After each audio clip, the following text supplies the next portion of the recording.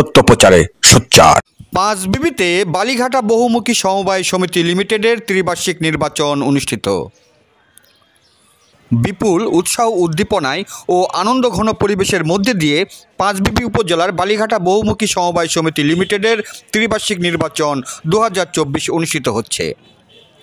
আজ 21শে ডিসেম্বর শনিবার সকাল 9টা থেকে বিকাল 4টা পর্যন্ত সমিতির দ্বিতল মার্কেটের ভবনে ভোট গ্রহণ চলছে। এই সমিতির ভোটার সংখ্যা 1830 জন। এবারে ভোটাররা তাদের পছন্দমতো প্রার্থীদের ভোট প্রয়োগ করে নির্বাচিত করবেন। দেখুন দবিরুল ইসলামের রিপোর্টে বিস্তারিত।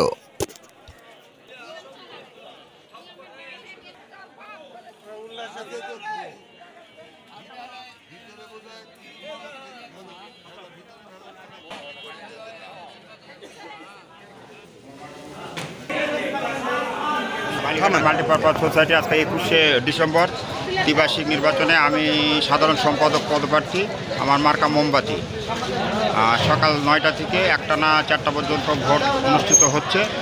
আমি জয়ের ব্যাপারে পুরো আশাবাদী। নির্বাচিত হলে সব সদস্যের মতামতের ভিত্তিতে একটা মডেল সমিতি গড়ে তোলার অঙ্গীকার করছি।